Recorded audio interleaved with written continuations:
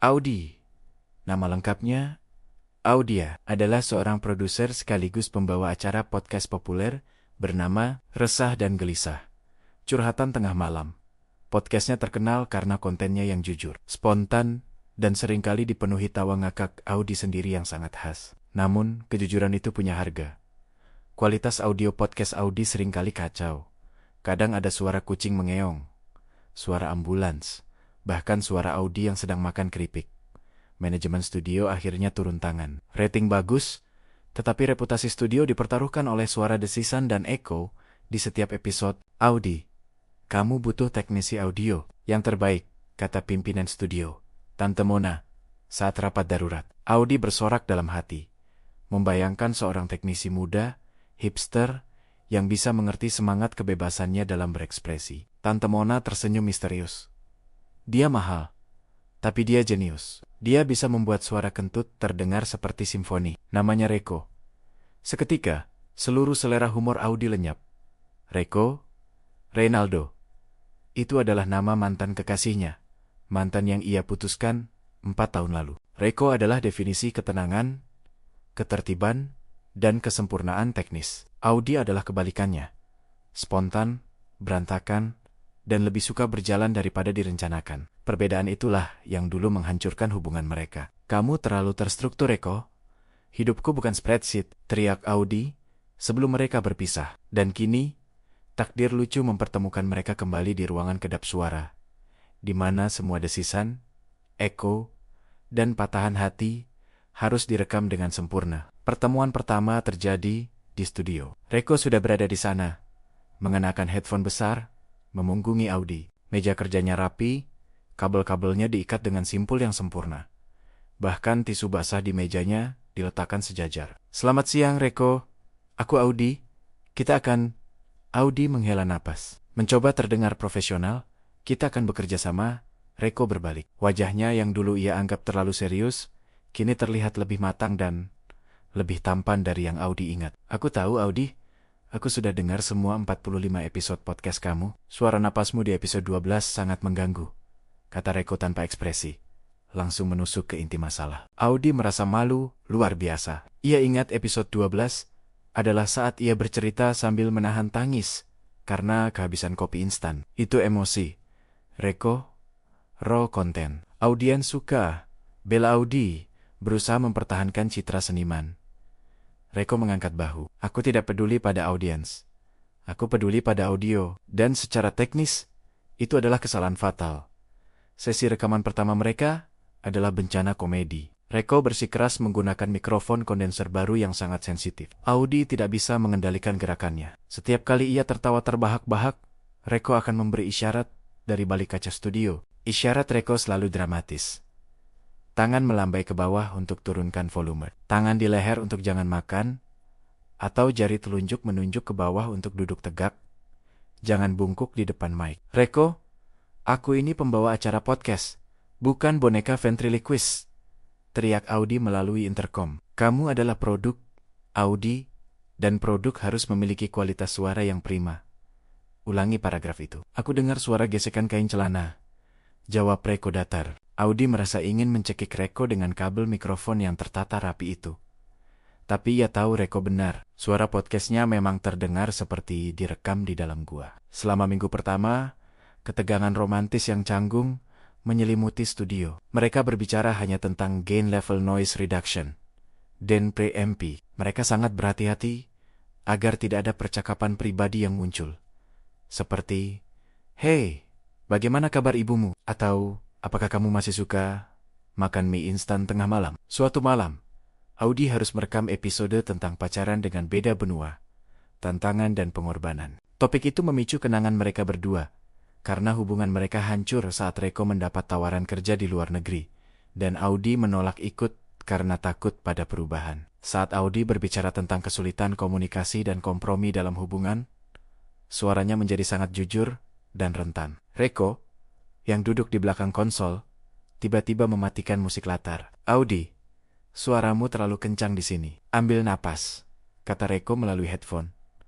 Audi menutup mata. Ia tahu Reko tidak hanya bicara tentang teknik, tetapi juga tentang emosi yang ia pendam. Ia menarik napas, Reko menekan tombol rekam lagi. Kali ini, suaranya terdengar jernih, tenang, dan menyentuh. Itu adalah episode terbaik mereka sejauh ini. Kolaborasi teknis, mereka mulai menunjukkan hasil yang luar biasa. Podcast mereka terdengar profesional. Namun Audi tetap mempertahankan spontanitasnya. Reko ternyata sangat piawai mengantisipasi kejenakaan Audi dan mengatur audio secara instan. Kualitas suaranya naik drastis. Noise hilang. Kucingmu tidak pernah mengeong lagi, puji Tante Mona, sangat gembira. Kerja intensif memaksa mereka menghabiskan 10 jam sehari bersama. Mereka mulai berbagi makanan, dan perlahan, tawa, Audi menyadari bahwa kesempurnaan Reko yang dulu ia anggap menyebalkan, kini membuatnya merasa aman. Ia bisa menjadi dirinya yang kacau, karena Reko akan selalu memperbaikinya. Reko menyadari bahwa spontanitas Audi yang dulu ia anggap sembrono, kini memberinya inspirasi dan tantangan baru. Ia tidak pernah bosan. Suatu hari, terjadi kekacauan besar. Sebuah file episode yang sudah direkam, hilang. Itu adalah episode yang sangat emosional, yang tidak mungkin diulang lagi. Kepanikan melanda studio. Adi menangis, merasa seluruh kerja kerasnya sia-sia. Ini salahku, Reko. Aku ceroboh. Aku selalu ceroboh. Untuk pertama kalinya, Reko tidak mengkritik. Ia mematikan semua mesin dan berjalan mendekat. Bukan, itu salah server studio. Kesalahan teknis, bukan kesalahan karakter, kata Reko lembut. Ia menjelaskan secara rinci tentang bagaimana sistem backup di studio bekerja, dan bahwa ia selalu membuat backup kedua di hard drive pribadinya. Aku selalu membuat backup ganda untuk file penting. Kamu seharusnya tahu itu. Tambahnya, tersenyum kecil. Audi terdiam. Ia ingat dulu Reko selalu membuat backup ganda untuk semua hal, termasuk foto-foto konyol mereka saat berkencan. Reko berhasil menemukan file yang hilang itu. Audi memeluknya dengan erat.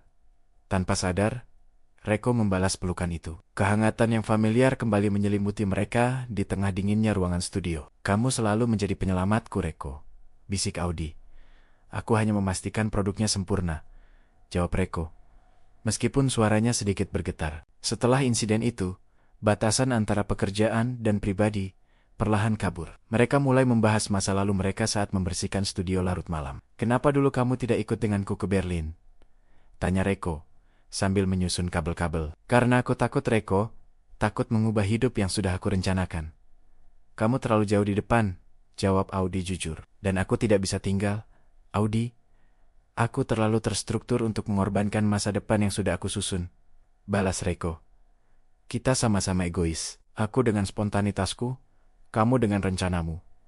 Simpul Audi, merasa sedikit getir. Mungkin, tapi sekarang, spontanitasmu adalah rekamanku, dan rencanaku adalah sound design untuk hidupmu, kata Reko, membuat Audi tersipu. Kisah cinta lama mereka mulai menyala kembali.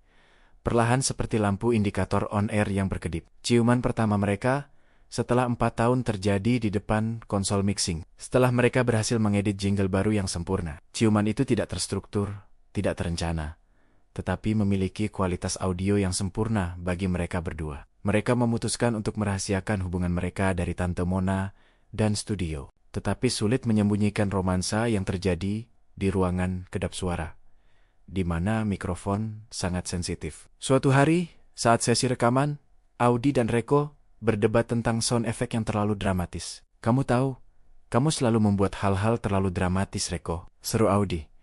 Dan kamu selalu meremehkan detail, Audi. Itu sebabnya dulu kita putus, balas Reko, meninggikan suaranya. Audi terdiam. Tiba-tiba, ia menyadari bahwa mikrofon masih menyala. Headphone Reko terlepas. Ia melihat lampu merah rek berkedip-kedip. Mereka baru saja merekam pertengkaran pribadi mereka, yang secara tidak sengaja menjadi bagian dari episode podcast. Mereka panik, tetapi terlambat. File sudah disimpan. Keesokan harinya, Tante Mona memanggil mereka berdua. Audi dan Reko bersiap untuk dipecat. Kalian merekam pertengkaran itu secara tidak sengaja? Tanya Tante Mona, menahan tawa. Audi mengangguk kecil, sangat malu. Maaf Tante Mona, kami akan menghapusnya. Hapus? Jangan gila. Itu episode terbaik yang pernah ada. Seru, Tante Mona. Tante Mona menjelaskan bahwa pertengkaran mereka tentang sound effect dan putus cinta terdengar sangat jujur dan lucu. Audiens mengira itu adalah bagian dari skit baru, membahas konflik dalam hubungan kerja, rating meroket. Tante Mona memutuskan untuk membuat segmen baru di podcast mereka, bikin podcast bareng mantan. Di balik layar studio, Reko dan Audi saling pandang. Mereka harus berpura-pura menjadi mantan yang canggung secara profesional, padahal mereka sudah kembali berpacaran. Situasi ini menciptakan kekacauan baru, yang jauh lebih lucu dan rumit. Saat merekam segmen di balik layar, mereka harus berakting seolah-olah mereka masih saling menjaga jarak. Reko harus pura-pura jijik saat Audi tidak sengaja menyentuh lengannya. Audi harus pura-pura bosan saat Reko menjelaskan teori-teori audio yang rumit. Tetapi, di balik kaca studio, mereka saling berkirim pesan lucu, dan saat heda mereka akan berciuman sembunyi-sembunyi. Mereka menemukan bahwa kekacauan yang terencana ini jauh lebih menyenangkan daripada hubungan mereka yang dulu serius. Reko belajar untuk lebih spontan dalam hidup, sementara Audi belajar untuk lebih menghargai struktur dan kualitas audio. Mereka kini adalah tim yang sempurna.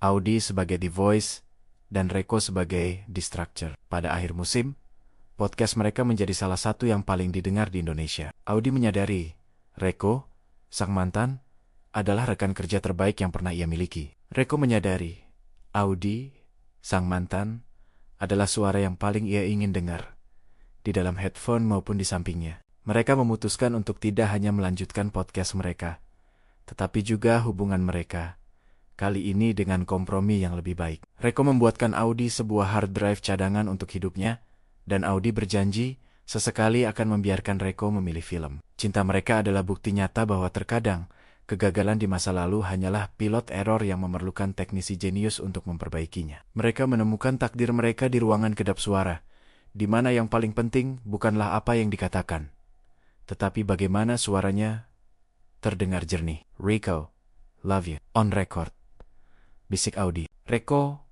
tersenyum. Aku pastikan itu mix yang paling sempurna, Audi. Forever. Sungguh lucu melihat bagaimana dua mantan kekasih ini dipersatukan kembali oleh urusan audio. Kalau kamu suka dengan kisah kekacauan podcast dan romansa canggung ini, jangan lupa komen di bawah tentang episode podcast mana yang paling berkesan buatmu. Beri like pada naskah ini, share ke teman-temanmu yang pernah bekerja bareng mantan, dan yang paling penting, subscribe channel Narasi Sastra untuk cerita-cerita komedi romantis yang lebih baper dan jenaka lainnya. Sampai jumpa di episode berikutnya.